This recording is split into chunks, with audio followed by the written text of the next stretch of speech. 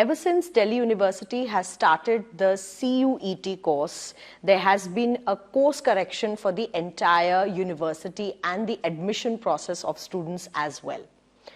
On that and few more other issues that surround Delhi University, I have with me the Vice Chancellor of the University, Professor Yogesh Singh ji. Thank you so much, sir, for joining us on India Today. Sir, your smile is telling me that the work process in Delhi University is at warp speed right now. I would like to start by asking you on the teacher recruitments, because it's obviously been an issue of contention. And what is being done by the Delhi University administration at the moment to make sure that we have more teachers, better recruiters, so that our students have good education? Very true.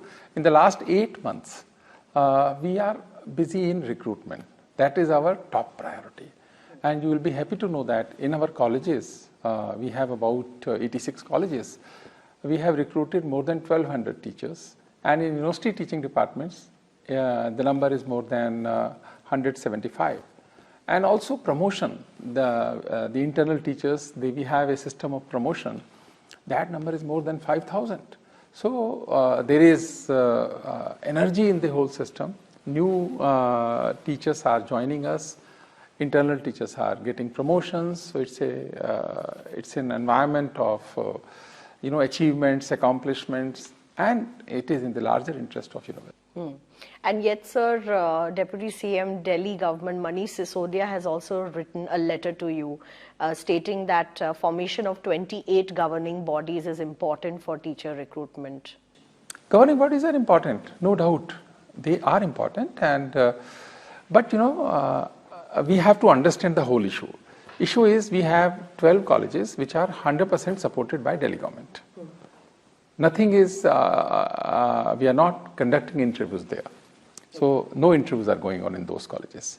Other 16 colleges are those colleges where 95% grants is from University Grants Commission, which is a central government institution, and 5% from Delhi government. In that also, interviews are going on only in 2 colleges. One where there is a full-fledged governing body, we have no issue. But there is only one college where interviews are going on without full governing body, we should say. There is a governing body, but not full governing body. Okay. That's all. Other interviews are going on in the colleges maintained by the university or maintained by the trust.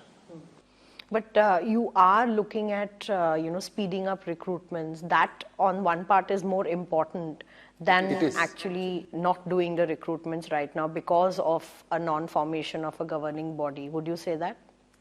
Not really. This matter of governing body is of concern, yes. And we are, working in coordination with the Department of Higher Education, Government of NCT of Delhi. And I'm very hopeful that very soon we will have governing bodies. Okay. So just coming to the CUET issue also, last year, last academic session of the CUET, not a lot of seats were filled because a lot of students also opted for private universities. Would you say that's the case? And how is that going to change for the CUET admissions that are going to happen in future? First of all, last time was the first time. Yes. So we were having issues because neither we were having any experience nor the students were having any experience when they were filling the form. And in the seat allocation system, it is better to choose maximum number of subjects so that based on your performance in the test, it means for the marks in the test, as per your eligibility criteria and course, seats are allotted. So both university and students were not having any prior experience. That may be one of the reasons. Second, delayed admission due to COVID. Third was, some courses are not very popular courses. The students don't want to take such courses. It has happened last time also, last to last year also. It's a continuous process. But yes, we are now working on the weaknesses of the whole system, and we will adopt few new strategies to fill those seats. So this time it will be, we are better prepared, and we will be able to fill most of the seats this time. Sir, taking from this, you've said that even in a college like St. Stephen's, where there is a 50% quota for Christian students, you will be looking at filling 100% seats through the CUET examinations. Because in this Stephens is not only one minority institution, we have good number of other institutions also. Now this time we have decided that all seats, whether it is minority or non-minority seats, it means open seats, all will be filled through CUET, no weightage will be given to interviews, any form of interviews. Okay. So we hope that this is a transparent, efficient and effective system. Every student will get equal opportunity. But for minority seat, yes, Christian students will be admitted, but without interviews. Okay, so what you're essentially saying is no separate interviews of any sort will happen, but the students will be filtered in through the CUET based on the performance scores. in CUET. Okay, and that will happen for n number of minority institutions within the Delhi University this time. So sir, looking at the CUET exam itself, the last time we spoke, you had said that perhaps you would want to conduct this twice. Yes. So is that something that's this going to time happen? it is not happening because of the backlog of last year. Because result came in the month of October, or then admissions took place. But I am very hopeful that University Grants Commission will take all necessary steps to conduct this test twice in a year in the coming years. And the ideal situation will be one test before the +2 examination and one test after the +2 examination. And UGC is seriously, considering this possibility. And I hope that will be very, very good for our students. Sir, but if you do one test before the +2 examination, would there be a gap in the number of days? There should be. There should be a month. Will the students prepare for both exams? Oh yes, at least 1 month. At least 1 month before the test and few weeks after the test. Okay. So that is the ideal situation. I really don't know how far it is feasible, but yes, I feel that it is feasible. Okay. So the students will get more opportunity More also, opportunity. but they'll this have is to happening be... in JEE also. They are doing it. So already students, I feel, are very yes. burdened with extra exams and other sort of No, exams. it's not a question of burden. Don't take it that way. Like if, like in the first test, if I perform very well, I am satisfied with my performance, I will not appear next time. Okay. But unfortunately, I could not perform as per my hard work. Then I have an opportunity to appear again. It is in the interest of the students. No burden, but another option. All right. So with these new strategies, sir, there are new challenges also emerging every day. In light of the BBC documentary screening that was being attempted in the Delhi University. So there were protests. We saw students who were coming out in large numbers and chanting slogans. Do you see this as a direct bearing on the administration and how they should handle such kind of I don't know issues? how are you defining large number, first of all. We have, if we include NCWeb and SOL also, we have 6.25 lakh students in the university. Okay. And the number was, I don't want to comment on that. But besides that, point is, it is a matter of indiscipline. They created chaos in the university system, and our responsibility is to provide conducive, peaceful environment to our students. Universities are places for teaching, learning. Universities are the places for knowledge creation. We don't want such ruckus in the university. I don't want to comment on other universities, but in University of Delhi, we don't want to encourage such incidents, and that's why a committee has already been constituted to look into the whole issue, and we are waiting for the recommendation of the committee, and appropriate actions will be taken. So have you found that such challenges exist within universities? I'm not just talking about Delhi University, but other universities as well that have gone ahead with screening the documentaries. There is a system. If you want to do something, you have to take prior permission. And then, you are not allowed to beat security persons. You are not allowed to misbehave with the police. You are not allowed to misbehave with the teachers. teachers, if you do so, then we don't want to take such things lightly. That's the only point here. So we also heard that you yourself had received some death threats also. Is that correct? It doesn't make any difference. Yes, someone, okay. So there is a security issue also when such things happen. But what about, sir? किसी के करने से कोई मरता थोड़ी है. Achha. But sir, when we talk about protests and the right to protest of students, will that be upheld by Delhi University?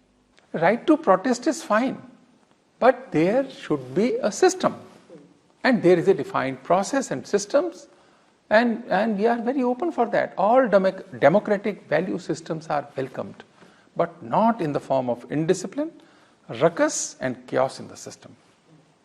And this is 21st century. The processes of earlier centuries now should require to be revisited. Is it the way to behave in a university? So, sir, when students do come forward and, the national education policy has also been brought into picture, Delhi University is looking at bringing some new courses also. Very For true. example, the foundational study course for Hinduism, or would you say, what would you call that particular course? What would it teach, and how would it help students bring in some new value addition to their life? University is seriously considering courses on Hindu studies, like Hindu traditions or the ancient traditions of India. And if students are ready to, ready to join those courses, it will be very good. Because national education policy is student-centric. We cannot compel anyone to study anything. We don't want to do that also, because in a civilized society, this is not required. But yes, we should provide opportunities to our dear students. That's what we are doing it. So, sir, would you say that we would be looking at other sort of cultural studies as well, because there are already Islamic culture study courses that are taught, but would be looking at Jain culture studies or other sort of community culture studies as well, as an inclusion or inclusiveness into the education system? Universities are for inclusive initiatives. We will take such steps in future. Okay. So, but right now also our system is totally inclusive and for everyone. I do want to ask you about the convocation also that's going to happen now. So the new would be that students will no longer be wearing robes and hats. Is that a change that's going to happen this time around for the first time? Yes, this time. Yes, we have changed the system. And this time you will see a new form of convocation, and Honorable President of India is coming for the convocation as chief guest, and she will deliver the convocation address. Okay. And what would be new, sir? Would the students, if they don't wear robes and hats, then what would they be wearing? Please see on 25th. Because we heard that they are going to be wearing some scarf, or an angvastram is what is being called. So I want to understand what is the ethos behind this idea. Like, now after 75 years of independence, we have to revisit many things. The system of convocation and the dress which we used to wear in Delhi University and most of the universities, is a colonial dress. And we don't want to continue with the same system. We want to use our system, our design system. That's all. So you are bringing forward this change. Okay. Yes. Also want to just ask you more about what's going to be the future strategy for Delhi University. You yourself as a VC, what do you envision at the moment for prestigious university like Delhi University, and what are the challenges that you are envisaging in future? Delhi University is very old, prestigious institution of India. In Delhi, you will not find any house without any Delhi University student. In a house, I say 3 generations or 4 generations in a house, you will find presence of Delhi University everywhere. And Delhi city has a unique culture of inclusiveness, harmony, And nobody is alone in Delhi. City is for everyone. And this culture, Delhi University has played a very, very important role in creating the culture of Delhi. This is one thing. Second is about the future. Now, Honorable Prime Minister has said India should be a developed nation by 2047. And we also want to take active role in that. We have to energize our students, motivate and influence our students in that direction. That mindset should be to focus on the growth of India, so that we can eradicate poverty from India. What are the instruments? We have to design new instruments for that, so that and also the assessment of the government policies. This is the responsibility of the universities to suggest if some amendments or some course correction is required. We should be able to assess that. That's why this thought process needs to be changed, and we are working in that direction also. Next is what is the providing facilities. 100 years old university, our infrastructure is old now. It requires to be renovated, rejuvenated, and we are working in that direction and creating new facilities to our dear students. Because when we got independence, we were only 36 crore people, including Pakistan and Bangladesh. Now, after 75 years, now we are 136 crores, excluding Pakistan and Bangladesh. It means what? The number of seats which were in 1947, and now number of seats in 2021, 23, and number of seats in 2047, there should be a gradual increase in the seats. Now we have 6.25 lakhs, including our SOL. We want to enhance seats, which is possible only when we provide additional infrastructure. That's why now we are constructing 2 new hostels, few academic blocks, and also, interestingly, we have created 2 companies, Section 8 companies of University of Delhi. One is University of Delhi Foundation, and the responsibility of the company is for fundraising only. That company will look for all opportunities, every opportunity to raise funds through CSR, through alumni contribution, through other means, so that if we can have such money from other sources also, in addition to the government grant and aid, then we can create additional infrastructure. This is one. Second is to promote the innovation, entrepreneurial activities. We have another company, Udmoday Foundation. Both companies are promoted by University of Delhi with special focus fundraising and the promoting the culture of startups in Delhi University. So we are establishing few business incubators in University of Delhi. So you don't just want to be dependent on the government grants to we will be heavily infrastructure. dependent on government grant. That's not the issue, and government is also very positive about giving money to Delhi University. We don't have any problem of money. That's not the issue. But still, society should support us. Industry should support us. Our dear alumni should support us. That's the only point of concern. I'm not saying that government is giving no issues of money. So lastly, just want to know, because we are also a country that looks out globally as well, and we have been listening or hearing about the international tie-ups with international universities that Indian universities could do. So how far we have reached in that endeavor through the We have good number of tie-ups with international universities, European, US, Australian, New Zealand universities, and we have established student exchange program in the university. Our teachers are going and contributing in other universities. Recently, we have also appointed adjunct professors, which the international professors as adjunct faculty in our university also. So they have now close association with the university, and they are guiding, supervising our students, and we want to strengthen this activity. No, essentially what I'm asking is, will we have something of a Harvard or an Oxford look at tie-ups with Delhi University and X number of prestigious universities in the country, because that is what the focus one is academic tie-ups, where our students will go there, study for a semester-away program. Their students can come here. These are some academic tie-ups. Yes. joint projects, joint supervision of PhDs, that's fine. But second is for the administrative tie-ups for joint degree programs or, half degree here, half degree there, like that. That we have not thought of right now. But, in future we may think of, but right now, no. All right. Thank you so much for speaking to us, sir. Thank you.